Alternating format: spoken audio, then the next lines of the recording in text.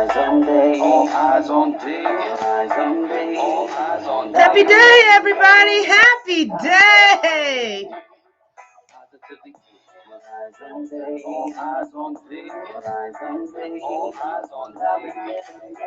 Another amazing guest. I always say an amazing guest.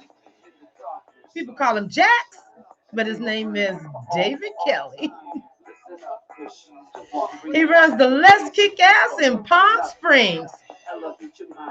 We're going to talk a little bit about that, about his journey, and all the things that he has done as an advocate. Get up, get up. Only got one life to live. Come on, y'all, live it up. Thank you to Tony Enos for my intro song. You guys should follow him on Instagram. TonyEnos. He's an amazing artist. Beautiful voice. And again, you don't have to be living with HIV to be on this show. We can have a conversation about how you feel about HIV. Positively D. Happy day, happy day. This is Positively D discussion. You have to remember that HIV still exists. You have to get tested. You have to use protection. Because if you have contracted HIV, you can get on medication and you can live a better, healthier life. I am going to bring my beautiful, amazing guest on now, and he can introduce himself and tell you who he is, because that's not really my job. Hi, Jax. Hi, Dee. How are you? I'm Jax Kelly. Thank you for having me on your show. You're welcome. Thanks for being on. Thank you. Yeah. And I met you World AIDS Day, the day before, when we did the webinar with PA Magazine. Yeah, about talking about what the day with HIV, how you feel about it, and we talked to some other folks and interviewed them. How'd you feel about that day? It was fun, and I got to interview somebody who was HIV positive from Germany, somebody who was newly diagnosed, and how he actually was feeling acceptance in his community. So that was really interesting, because I've only been to Germany once in my life, and I wasn't doing that advocacy work out there when I was there. So there's a lot of really good advocates around this world. Everywhere, worldwide, everywhere. Yeah. You've been an advocate since 1991. Yeah, and kind of like that was back in the days of scary days, right? So that was when I was negative, and I was starting to see people, die, friends and colleagues, and it was very scary, because I was, in my 20s then, and I didn't feel like I was going to have a real relationship with anybody. I was kind of worried about having sex with anybody. And instead I channeled it. My boss was somebody who was big in doing, working on boards and not-for-profits. And I was a banker at the time in New York. And I didn't think of that as part of my career, but I did extracurricular activities in college. Why don't I do them in real life? Right. And so you were an advocate way before. Well, I could have been even earlier. I mean, there were people who were, back in the late 80s who were starting up organizations. So I got involved with the United Way in New York and got a training as a member of a board, and asked to be placed on an AIDS service organization. And that was when I got involved with the Upper Room AIDS Ministry. And they were up, as the name suggests, in Harlem.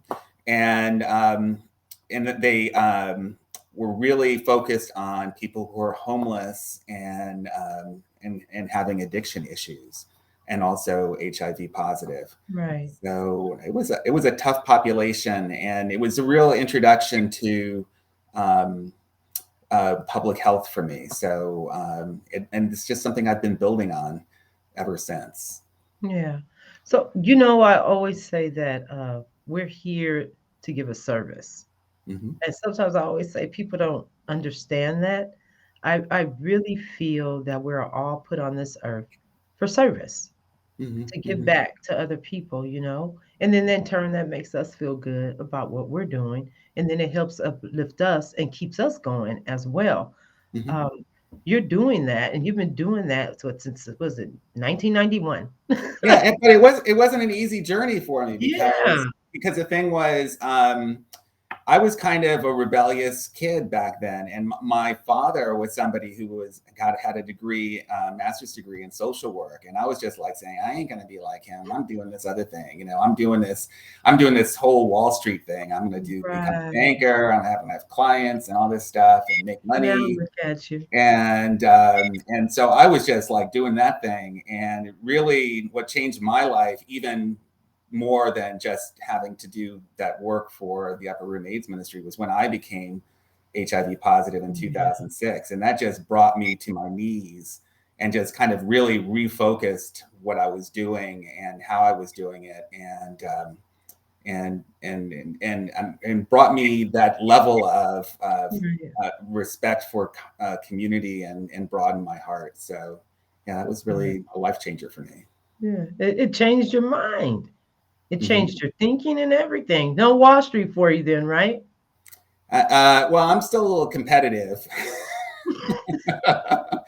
but no. So, and it's a different world. You know, leading a not for profit these days is a different thing than leading a business. And I know a little something about businesses because when I was in college, I started a business, and when I was before I was diagnosed, I had my own business as a executive chef and caterer. Oh, So nice. Okay. yeah, so which was great because that was a creative outlet for me, and it was helping me do this transition from the kind of Wall Streety kind of thing to something a little bit more grounded in Nice. people.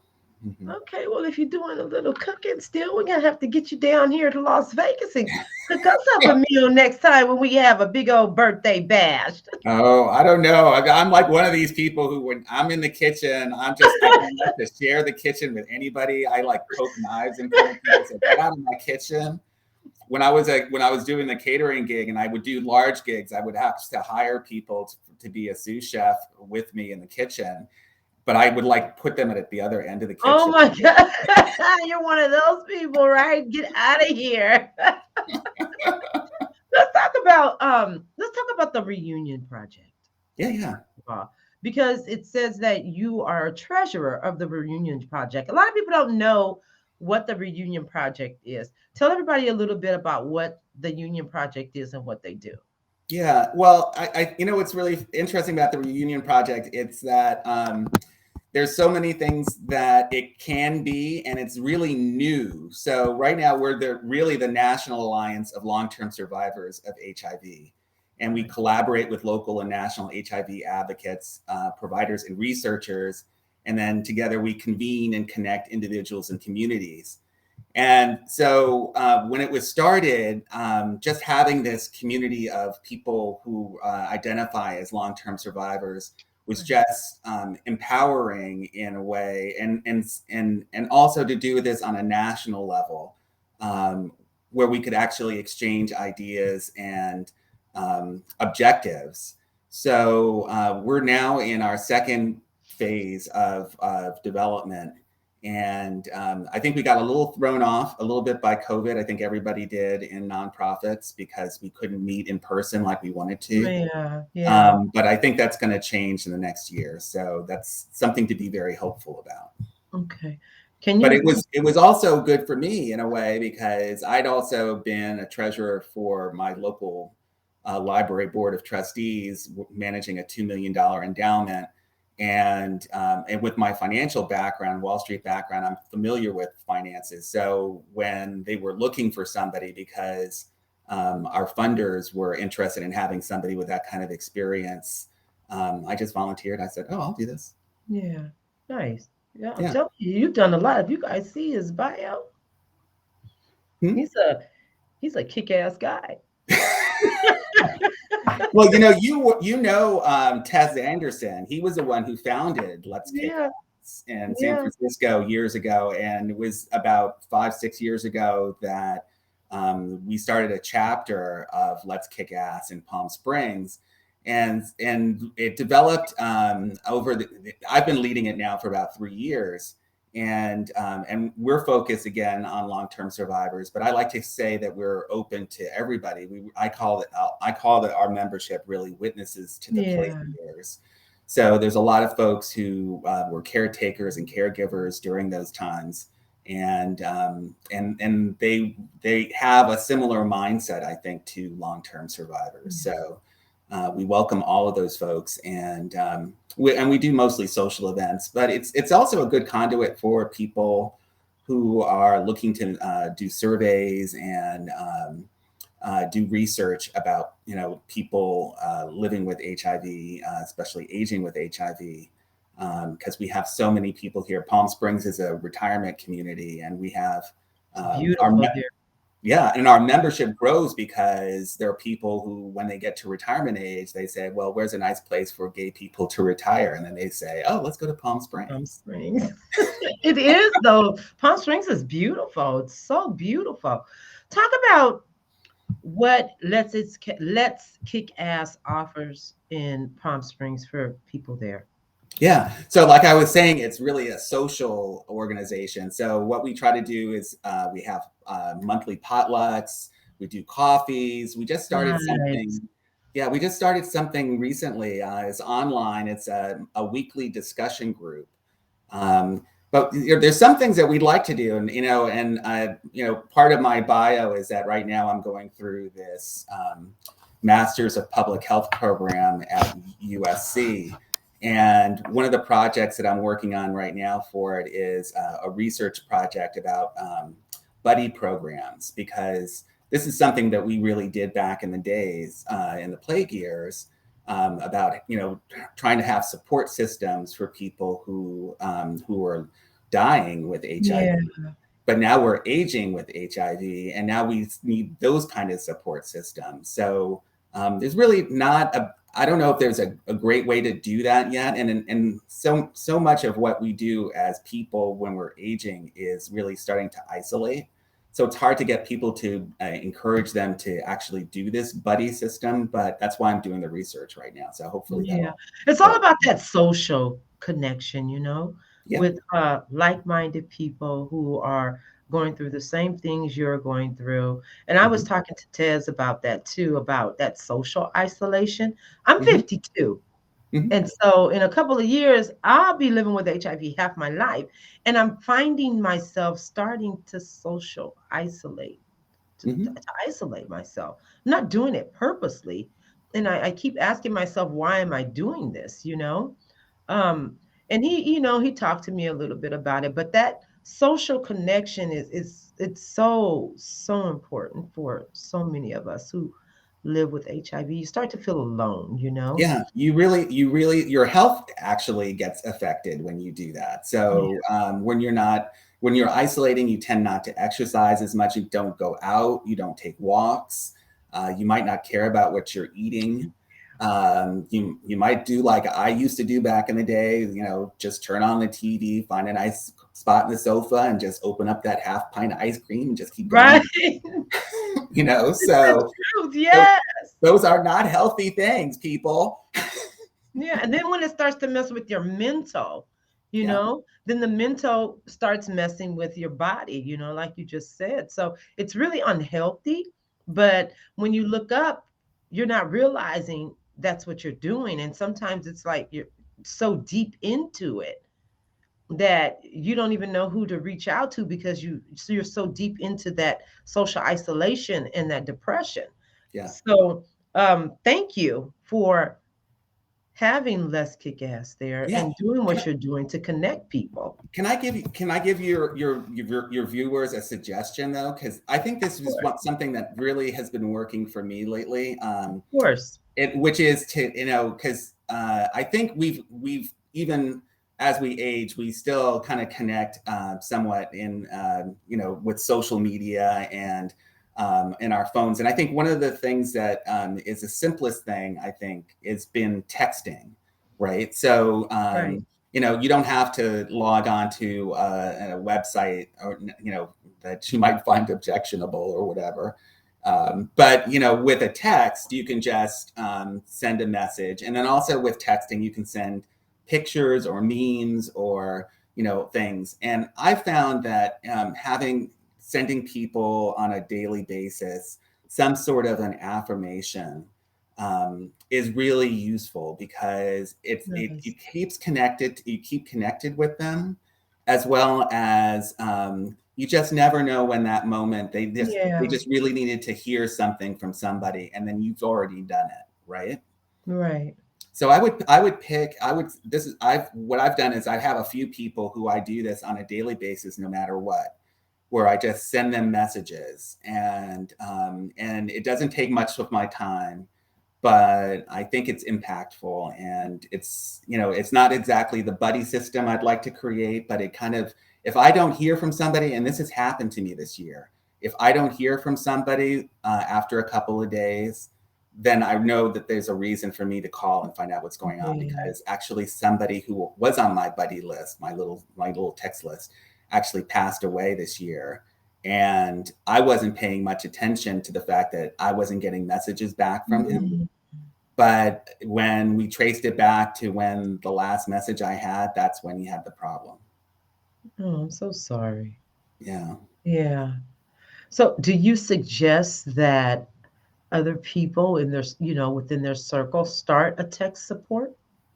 Yeah, just on an individual basis. You don't have to create a group of people, that meets regularly or anything like that. But, find some folks that that you feel like you're connected to, that you just think, I want to make sure that they're okay on a daily basis. And I'm just going to send them, good morning, have a cup of Yeah. coffee, happy Friday. Or even today, we're taping this, right? So, but this is Valentine's Day. What a nice Right. way to send a Yeah. message And to happy someone. Valentine's Day to Happy you. Valentine's Day. Yeah. So that's a really sweet message to send to people.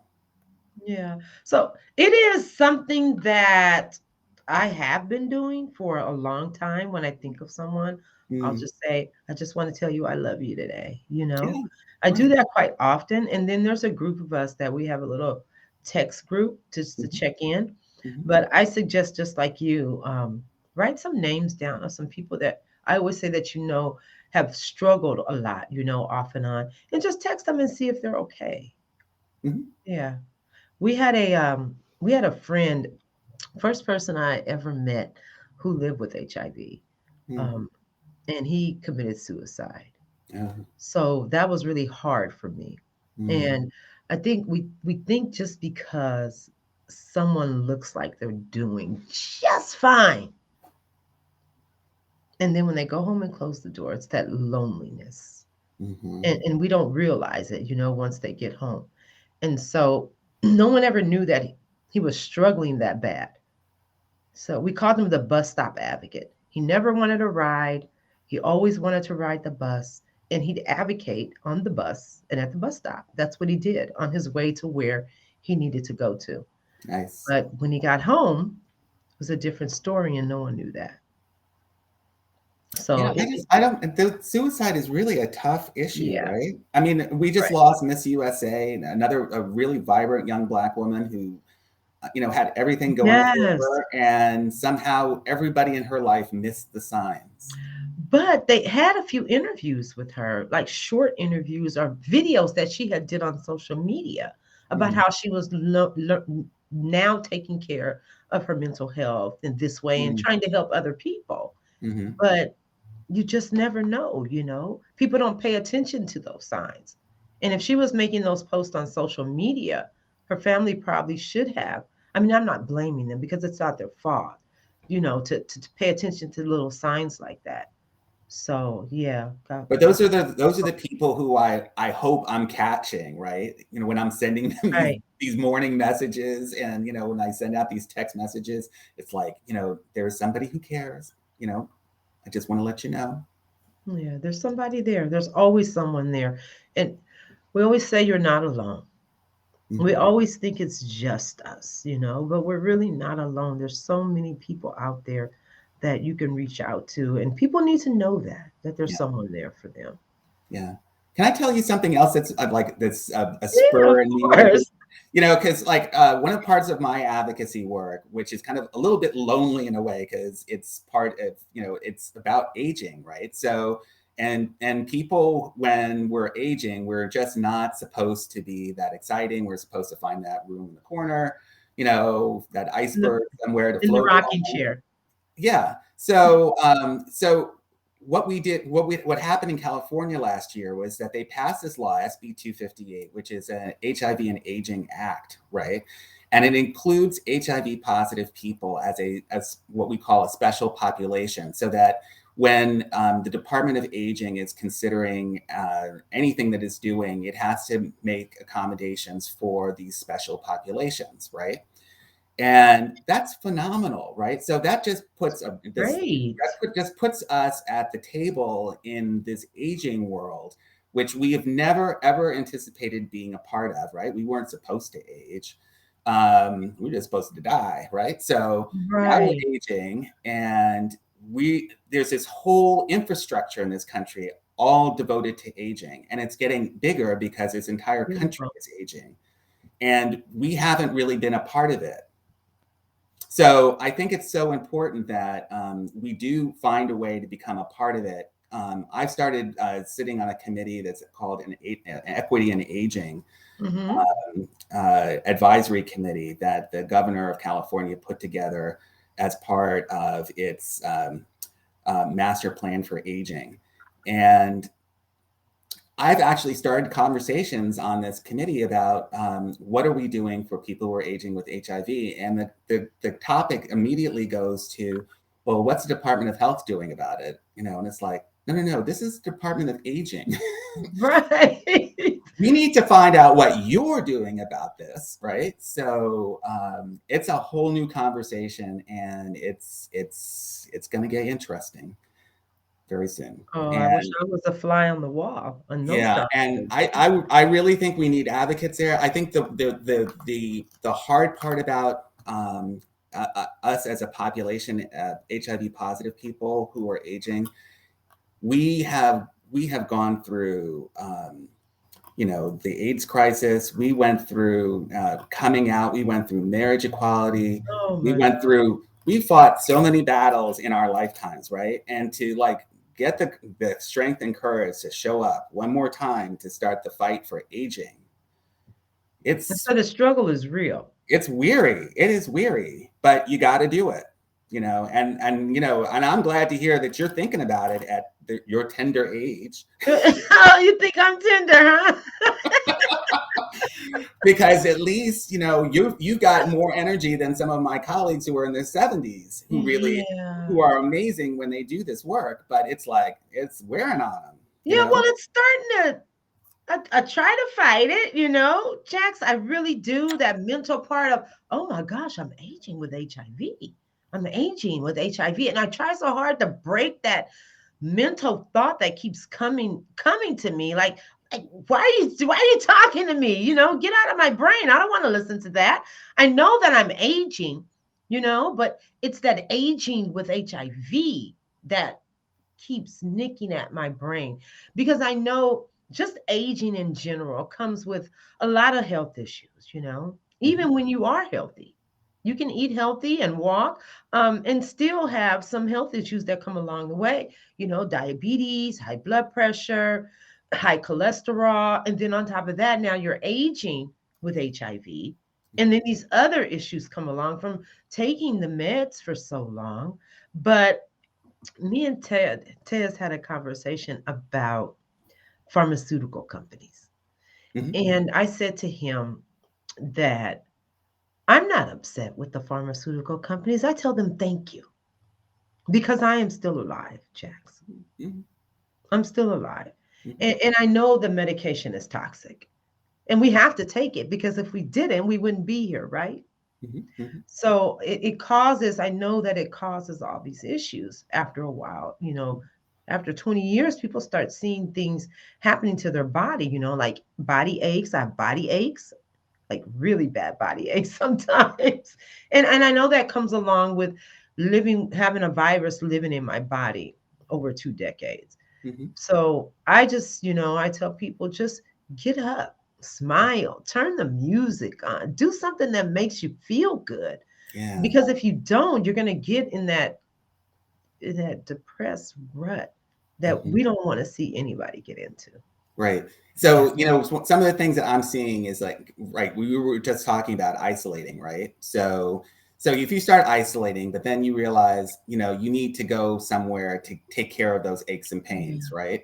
So if you're a senior and you end up going to like senior services or something like that, you're going to a different space and you've gone to, because you're not going to the AIDS Services Center Mhm. necessarily. You might be Mhm. going to some place that's dealing with geriatric care, and they don't know you.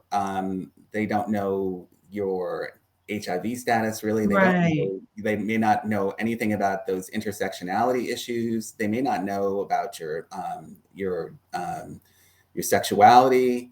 And then you find that you actually have to like come out of the closet all over again for some people for something that you don't like to have, right? Because you don't like those aches and pains, but you need to have them Yeah. treated, or you need to have a discussion with somebody about them. And it brings a whole bunch of like emotions that people have Man. to deal with again. So that's why I think that like groups like Let's Kick Ass, Palm Springs, are so important, because it gives people an opportunity to Yeah. you know after they've gone into those spaces, to come back to community and say, okay, I need some healing here, I need a little moment, um, so that I can go through this again.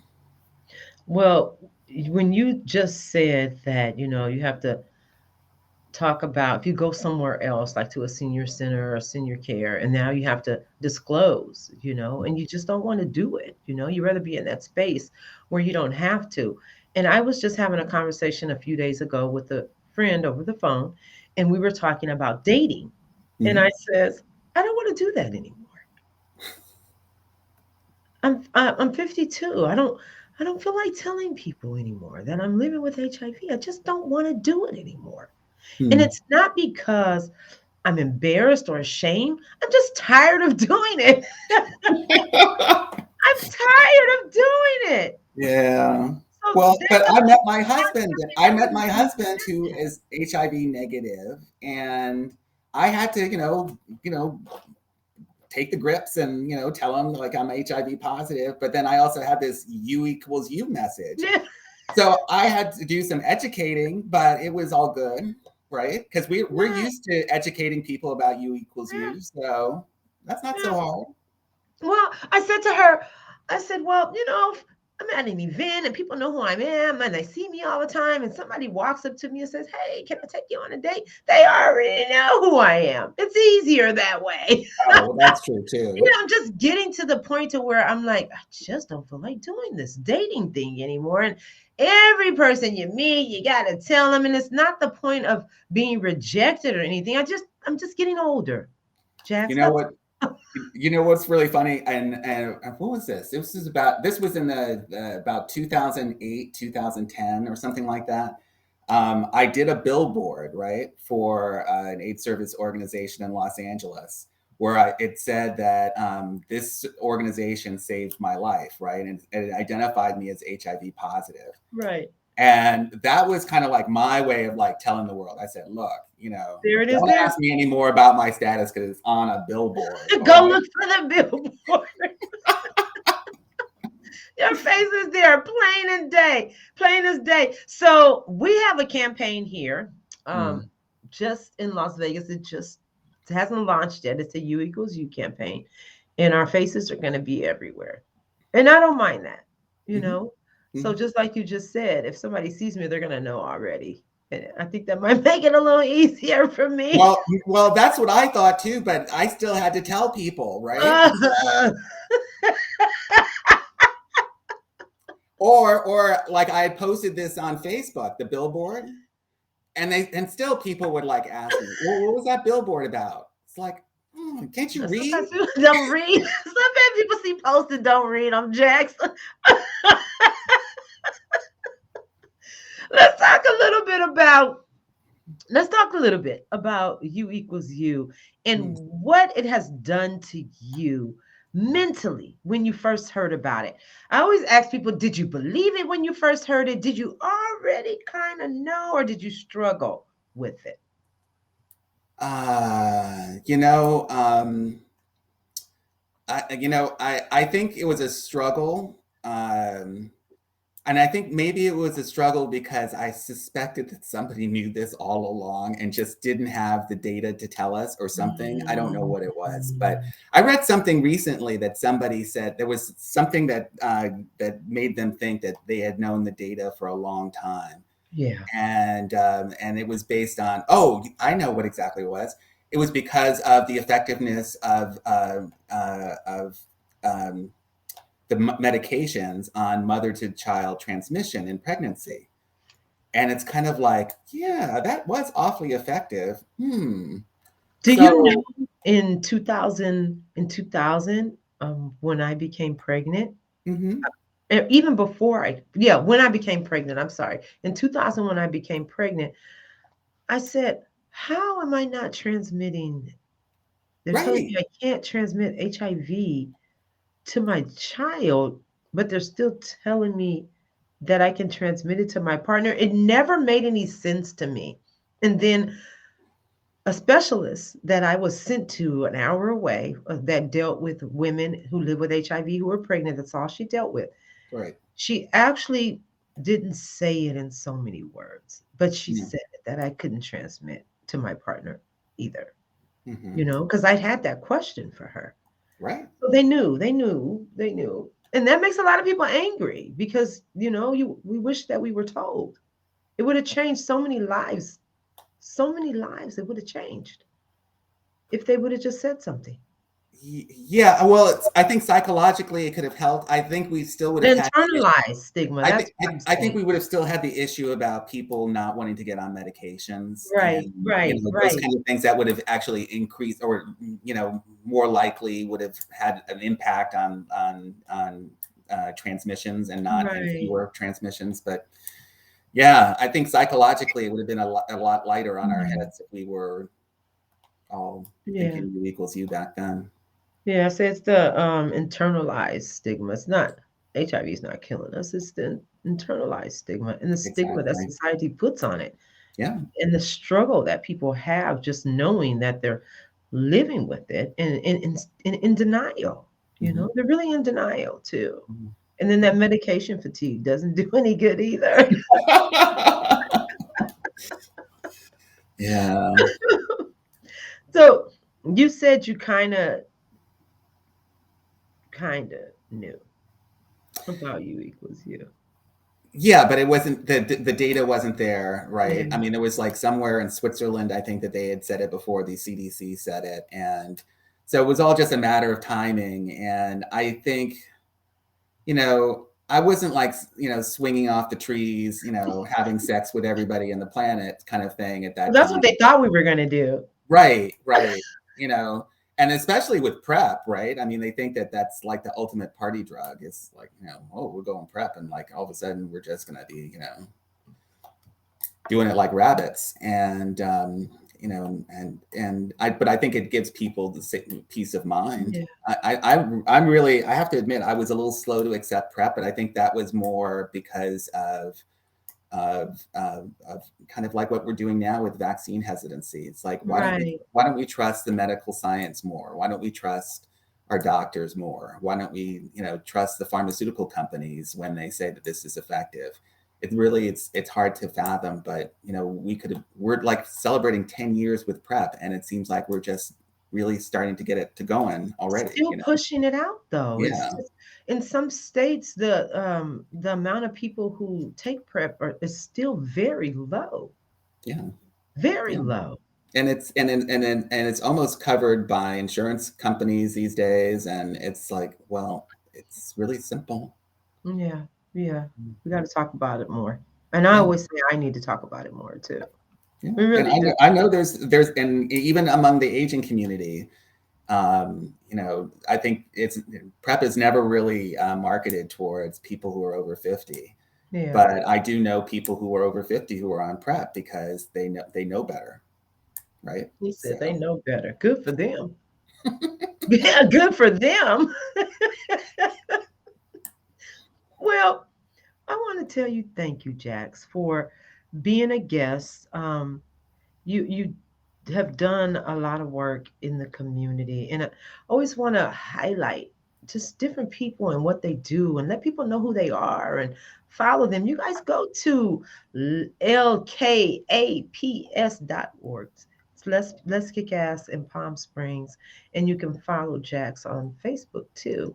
So it is David Jax Kelly with an X.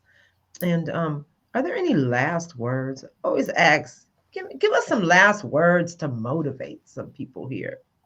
oh gosh, I can't just keep on dancing, right? I mean, find some music. I like that idea. It's like if you really kind of need to move, and sometimes I just need to sing at the top of my lungs, Yes.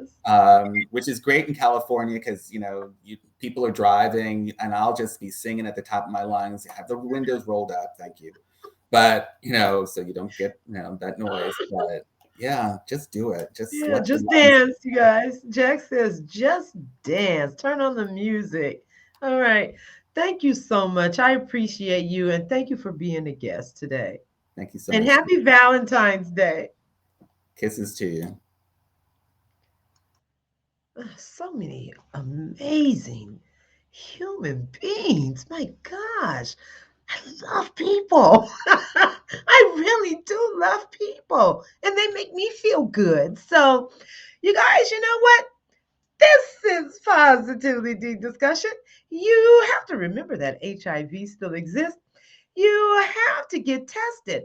You have to use protection because if you have contracted HIV, you could get on medication and you can live a better, healthier life. Have a happy day.